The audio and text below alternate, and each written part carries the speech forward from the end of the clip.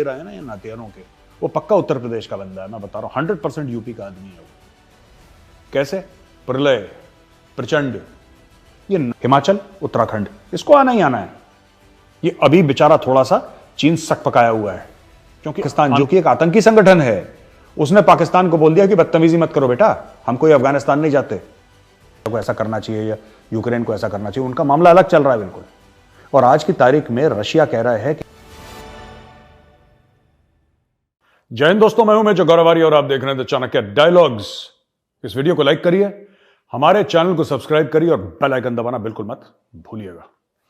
अच्छा, कुछ ही दिन पहले, 2-3 दिन पहले हमने वीडियो बनाया था। हमने बोला था कि प्रलय करके एक मिसाइल आ रही है, 150 से लेकर 500 किलोमीटर तक उसकी मार है और यह मिसाइल का अप्रूवल मिलेगा। 3 दिन पहले का वीडियो है, आप जाके चेक कर सकते हैं। अप्रूवल आ गया, 72 घंटे के अंदर अप्रूव कर दिया। और बात यह चल रही है कि यह मिसाइल पहले एयरफोर्स में आएगी, फिर उसके बाद आर्मी में आएगी। इस मिसाइल के बारे में मैं आपको 2-3 चीजें बताना चाहता हूं। दोस्तों, यह जो मिसाइल है, करीब 120 इनिशियली प्रलय मिसाइल आएंगी। चाइना और पाकिस्तान के खिलाफ इनका इस्तेमाल होगा, पर जहां तक मेरा अनुमान है, अगर 120 आ रही हैं तो 100 तो चाइना के खिलाफ लगेंगी। पाकिस्तान में इतना बड़ा कोई मामला है नहीं, उसको तो पत्थर वत्थर गुलेल से मारो टाइट हो जाएगा। लेकिन हां, China is the real problem, तो चाइना के खिलाफ इसको यूज करा जाएगा। और इनका यह कहना है कि 350 से लेकर 700 किलो का हाई एक्सप्लोजिव इसमें जा सकता है। और ये रडार एंड कम्युनिकेशन इंस्टॉलेशंस होते हैं, जो रडार होता है ना, जिससे कि पकड़ लेते हैं कहां से मिसाइल आती है, कहां से जहाज आता है, उसको कमांड एंड कंट्रोल स्ट्रक्चर, जहां से युद्ध की नीति बनाता है दुश्मन, जहां पे उसके बंकर होते हैं, कमांड स्ट्रक्चर होता है उसको, और एडवांस्ड एयरफील्ड्स, जो एयरफील्ड बनी है, उसको नस्त नाबूद कर सकता है, बिल्कुल बर्बाद कर सकता है ये प्रलय। और प्रलय के बारे में यह कहा जा रहा है कि the advance missile has been developed to defeat interceptor missiles, यानी कि जब आप अपनी मिसाइल छोड़ेंगे तो दुश्मन आपकी मिसाइल को मारने के लिए अपनी मिसाइल छोड़ेगा, राइट, इसको बर्बाद करने के लिए।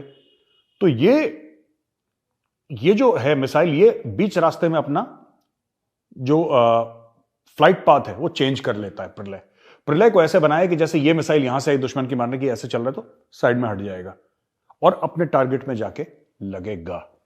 तो ये मिसाइल है, ये जल्द से जल्द इंडक्ट होने वाली है और 2 बार इसकी टेस्टिंग हो चुकी है। और बाकी कहते हैं कि चाइना के पास जो लगभग इस प्रकार की जो मिसाइल है वो है डोंगफेंग 12, जिसको CSSX-15 भी बोलते हैं, रशिया की है।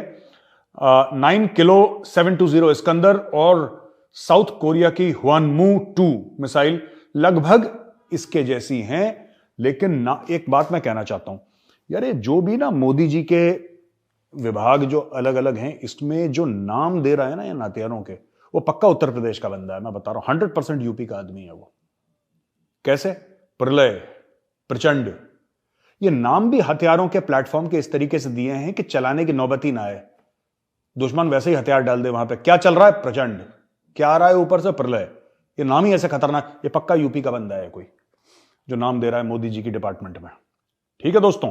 अच्छा, ये एक तो मैंने आपको अभी प्रलय के बारे में बताया। दूसरी चीज जो है कि भाई चीन, अचानक चीन के सुर बदल गए और चीन के जो फॉरेन मिनिस्टर हैं वांग यी, वो कहते हैं कि जनाब, भारत के साथ हम मिलकर काम करना चाहते हैं और भारत जो है उसके साथ हम अपने बातचीत से मुद्दे सुलझा लेंगे।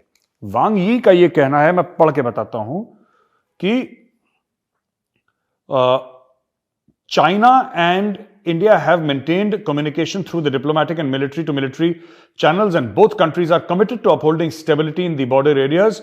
We stand ready to work with India in the direction towards safety and sound growth of China-India relations. सब झूठ, सब मक्कारी, सब फ्रॉड, सब 420, सब फरेब। दोस्तों, चीन आज की तारीख में, चीन की हो रही है कुटाई। अंदर लाखों दर लाखों की तादाद में लोग एक एक दिन कोविड पॉजिटिव हो रहे हैं और हजारों की तादाद में रोज लोग मर रहे हैं चाइना में। चाइना में फिर से मैन्युफैक्चरिंग बंद हो गई है, इसलिए चीन, जिसको कहते हैं ना कि शांति के कबूतर उड़ा रहा है, यह चीन जो कुछ हफ्ते पहले कुछ हफ्ते पहले तवांग आ गया था ना लड़ने के लिए, फिर हमारे सिख भाइयों ने इनकी आरती उतारी थी वहां पे पब्लिकली, और पहले भी आरती उतार चुके हैं। पहले वाले का वीडियो तो आपने देख ही चुके हैं आप, जिसमें हमारे सिख भाइयों ने इनकी बिल्कुल प्रॉपर खातिरदारी करी थी। और उसके बाद जो आया उसका वीडियो तो आया नहीं लेटेस्ट का, लेकिन उधर भी हमारे सिख भाइयों ने अच्छी तरीके से सेवा करी इनकी, चीनियों की। ठीक है, तो ये चीनी भाग गए वहां से, लेकिन अब ये शांति की बात कर रहे हैं। और चीन, मैं कह रहा हूं कि ये दो मुंहा सांप है। ये सांप का बेटा तो सपोला ही होता है, सांप का बेटा खरगोश तो होगा नहीं, सांप का बेटा सपोला। सपोला कौन है आप जानते हैं, मैं किसको सपोला कह रहा हूं, यू नो वेरी वेल। उस बेटे की भी हरकतें ऐसी हैं, उसके बाप की भी हरकतें वैसी हैं, राइट। चीन अभी मार खा रहा है, चीन में मैन्युफैक्चरिंग बंद है, फाइनेंशियल डामाडोल हो रखा है मामला, इकोनॉमी जमीन में घुस रही है, लोग मर रहे हैं कोविड से। तो इसलिए चीन थोड़ा सा शांति हो जाए, अमन हो जाए, इन पे बिल्कुल भी भरोसा मत करना, 2 रुपए का भरोसा मत करना। मैं बता रहा हूं, बड़े ये जिसको कहते हैं ना दो मुंहा सांप, मैं बार बार ये वर्ड यूज कर रहा हूं, दो मुंहा सांप है, ये फिर डसेगा। चाइना फिर डसेगा। जिस दिन चाइना स्टेबल हो गया, फिर वो आएगा लाइन ऑफ एक्चुअल कंट्रोल पे। ये 100% आप लिख के ले लीजिए, आज मैं बता रहा हूं, मैंने जगह भी बता दी, मैं कई बार बोला ये उत्तराखंड भी आएगा और ये हिमाचल भी आएगा। ये 2 स्टेट बाकी हैं, पहले वालों में तो आएगा ही, ये सिक्किम में आएगा, लद्दाख में आएगा, अरुणाचल में आएगा, जहां पहले आ चुका है, लाइन ऑफ एक्चुअल कंट्रोल के बिल्कुल पास आ चुका है, ये बिल्कुल लाइन ऑफ एक्चुअल कंट्रोल पर खड़ा हो चुका है। ये आईबॉल टू आईबॉल कन्फ्रंटेशन हो गया, फिर हमारे जवानों ने उनको, अफसरों ने पीछे धकेला, राइट। वहां पे तो आएगा, ये 2 जगह और आएगा, हिमाचल उत्तराखंड, इसको आना ही आना है। ये अभी बेचारा थोड़ा सा चीन सक पकाया हुआ है, क्योंकि आंतरिक इसके मामले बड़े डामाडोल हैं। बिल्कुल भरोसा नहीं करना है, मैं तो ये कह रहा हूं कि अभी मौका है, अभी निपटाओ चीन को, वेट मत करो। जैसे ये आने की कोशिश करता, हमने तो कभी जाने की कोशिश नहीं करी। ये समय है जब चाइना अंदर से चरमरा रहा है, अपना एक डिवीजन, इन्फेंट्री का डिवीजन अंदर भेज दो चाइना के, कि बोलना बाबूजी राम राम कहने आए थे आपको, अंदर भेज दो, जाके जम जाओ वहां पे। मैं बता रहा हूं चीनियों के साथ यही करना चाहिए। आज की तारीख में मुश्किल में है, ये काम कर दो। जो भी सुन रहा है, जिसके भी इख्तियार में है, जिसके भी पावर में है, आप कर दो। ये बिच्छू और सांप से कम नहीं है Chinese, you can never trust the Chinese. ठीक है जी, ये हो गया। तीसरी चीज, अब यार फिर मैं वही बात कह रहा हूं, फिर आप लोग वो करेंगे क्या मेजर साहब डेली डेली पाकिस्तानी, यार ये पाकिस्तानी कंटेंट इतना देते हैं। 15 लोग घायल हो गए, लेटेस्ट खबर है, 15 लोग घायल हो गए पाकिस्तान में, बलूचिस्तान में 5 अलग अलग जगह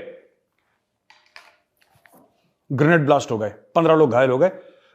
जब तक ये वीडियो आपके सामने आएगा, पता नहीं, कुछ तो चल लिए होंगे बीच में, 15 में से कुछ बच गए होंगे, मुझे नहीं पता, पर इसमें से कुछ ना कुछ तो ऑफ होंगे ही होंगे, क्योंकि ग्रेनेड का ब्लास्ट है, खास दायरे में घातक सिद्ध होता है, खास उसका एक रेडियस होता है जिसमें ग्रेनेड का ब्लास्ट घातक सिद्ध होता है। 5 अलग अलग जगह एक ही दिन में,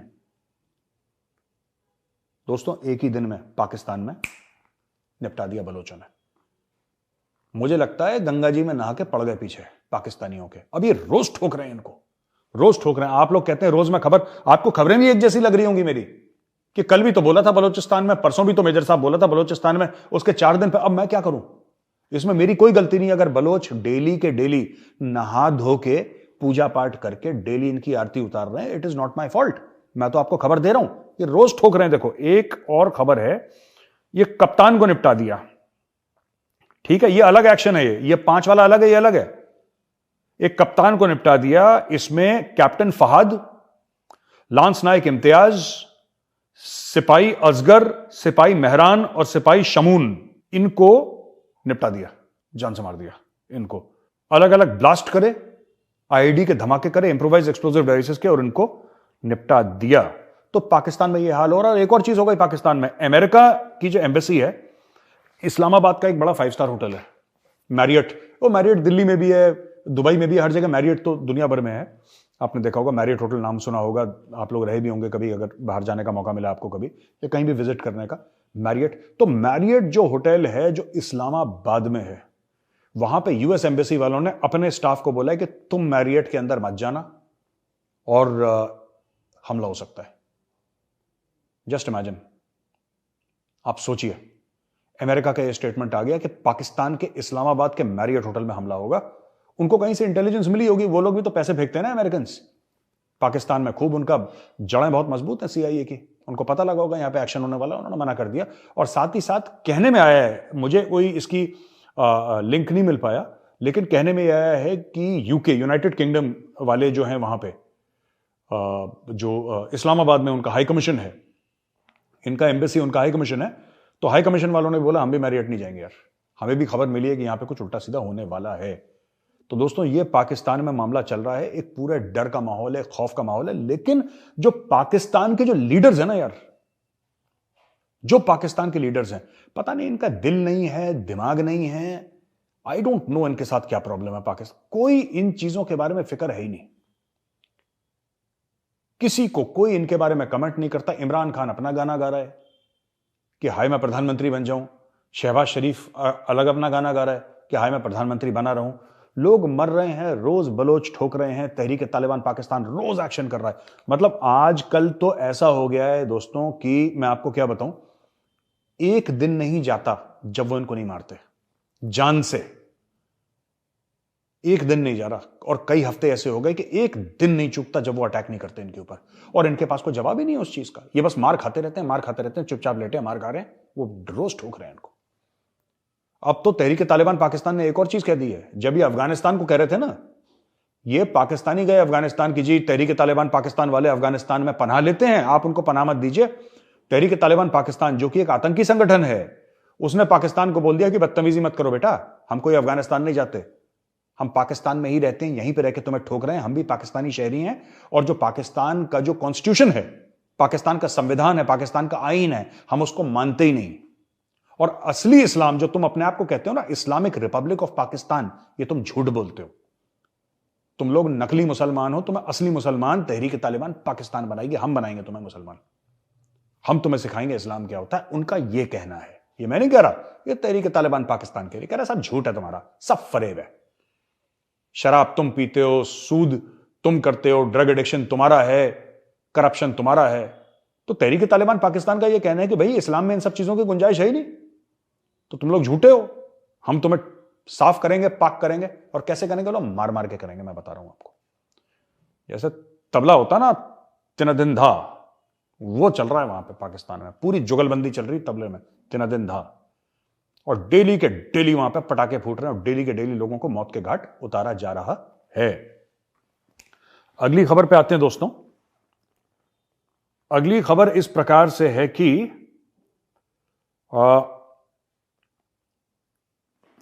चाइना ने बोला है कि अब देखिए ना, ये इंडिया से अब प्यार मोहब्बत की बातें कर रहा है और ताइवान पे चढ़ दौड़ा है, क्योंकि दोनों जगह एक साथ नहीं लड़ सकता चाइना। अब कह रहा है कि हम स्ट्राइक ड्रिल्स करेंगे, यानी कि एक्सरसाइजेस कर रहे हैं ताइवान के आसपास, क्योंकि ताइवान ऐसे बीच में है और इधर चाइना है उसके ऊपर। तो चाइना कह रहा है यहां पे पूरे एरिया में हम लोग एक्सरसाइजेस करेंगे, और एक्सरसाइजेस करने के बाद हम ताइवान पे दबाव डालेंगे। अब वो इंडिया की तरफ से उनकी नजर फिलहाल हट गई है, राइट? इंडिया की तरफ से उनकी नजर हट गई है, क्योंकि वो ताइवान के ऊपर दबाव डालना चाहते हैं। इसलिए मैं कह रहा हूं, इनके फरेब में मत आना, कभी इनके फरेब में मत आना। बहुत बड़े दो मुंहा सांप हैं ये लोग, ठीक है? बहुत बड़े दो मुंहा सांप हैं, बहुत बड़े बिच्छू हैं। ये तब डंक मारेंगे जब आप इनको गले लगाओगे ना, जब आप भरोसा कर लोगे इनके ऊपर, हिंदी चीनी भाई भाई करके, ये तब आपको डंक मारेंगे। ये देखो, ये खबर निकल के आई है ताइवान को, ये यहां पे इसलिए चुप हैं, अंदर से मार पड़ रही है, और ताइवान को इन्होंने हूल देनी है। अभी ताइवान को हूल देंगे, फिर थोड़े समय के बाद जब इनका अंदर का मामला ठीक हो जाएगा, भारत फिर से, ये चीन शांति नहीं चाहता, ठीक है? ये हो गया। अब हम आते हैं यहां पे, एक बड़ी इंटरेस्टिंग ये खबर है कि पुतिन ने बोला है कि हम हर तरीके से नेगोशिएट करना चाहते हैं कि लड़ाई खत्म हो जाए यूक्रेन की। कई भारत में सपोर्टर हैं रशिया के, और कई भारत में सपोर्टर हैं यूक्रेन के। पहली चीज तो यह है कि दोस्तों, आपके सपोर्ट से या आपके ऑब्जेक्शन से उनको 2 रुपए का फर्क नहीं पड़ रहा। तो यहां पे बड़ी बहसें चलती हैं, यहां पे ना खूब बहस हो रही है। यहां पे कॉलेज में, यूनिवर्सिटीज में भी देखता हूं, लोग यूट्यूब में डाल रहे हैं कि नहीं यूक्रेन, अरे तुमसे कोई पूछ ही नहीं रहा यार, तुम कौन से खाते में आ रहे हो जो तुम कह रहे हो कि रशिया को ऐसा करना चाहिए या यूक्रेन को ऐसा करना चाहिए। उनका मामला अलग चल रहा है बिल्कुल। और आज की तारीख में रशिया कह रहा है कि हम शांति चाहते हैं। रशिया ने अटैक करा 22 या 23 फरवरी को शायद अटैक करा था, if I am not mistaken, या 24 फरवरी को अटैक करा था रशिया ने इसी साल। अब रशिया हांफना शुरू कर दिया। क्यों?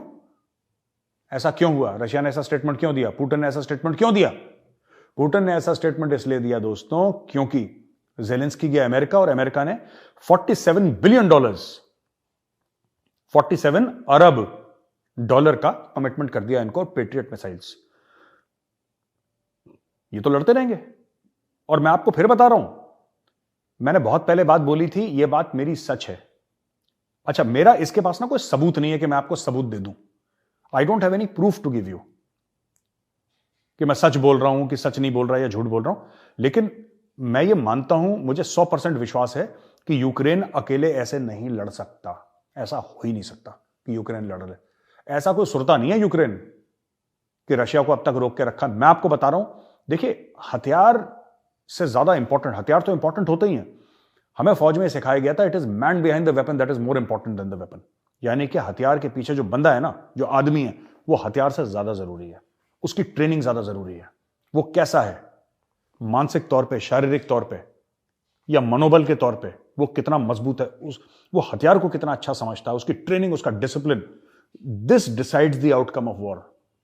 ऐसा नहीं कि आप बहुत एडवांस वेपन बिल्कुल एक नालायक के हाथ में दे दें।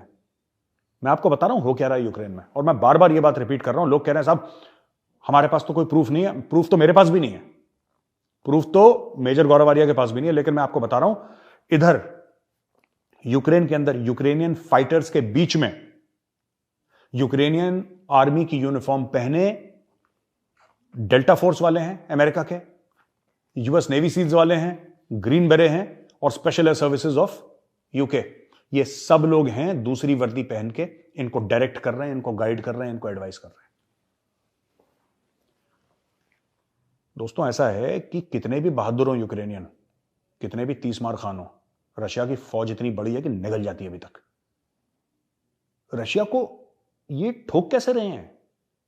1000, 1500, 2000 से ऊपर इन्होंने रशिया के टैंक बर्बाद कर दिए। किसने सिखाया यूक्रेन को? यूक्रेन ने ऐसी कौन सी जबरदस्त लड़ाइयां लड़ी हैं दशकों तक, दिहाइयों तक, कि वो इतने बड़े भैया सुरमा बन गए कि रूस को ठोक रहे हैं। ये हो कैसे रहा है? उनकी टैक्टिक्स इतनी बढ़िया कैसे हो गई? उनकी स्ट्रेटेजी इतनी अच्छी है कि मैं आपको बता रहा हूं, अमेरिका और यूके यानी कि इंग्लैंड, ग्रेट ब्रिटेन, उनको सिर्फ हथियार नहीं दे रहे, उनको सिर्फ टेक्नोलॉजी नहीं दे रहे, उनको मैन पावर भी दे रहे हैं।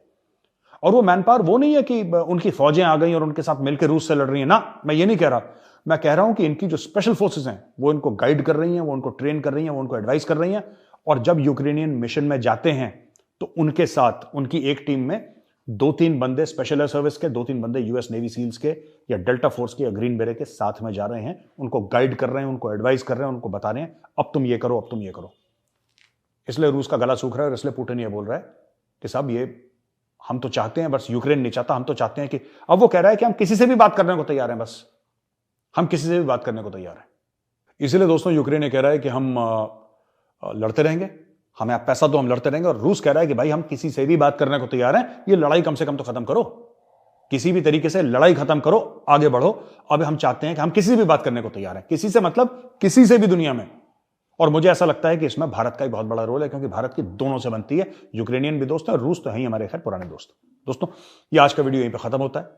इस वीडियो को देखने के लिए बहुत बहुत धन्यवाद। इस वीडियो को लाइक करिए, हमारे चैनल को सब्सक्राइब करिए और बेल आइकन दबाना बिल्कुल मत भूलिएगा। जय हिंद, भारत माता की जय।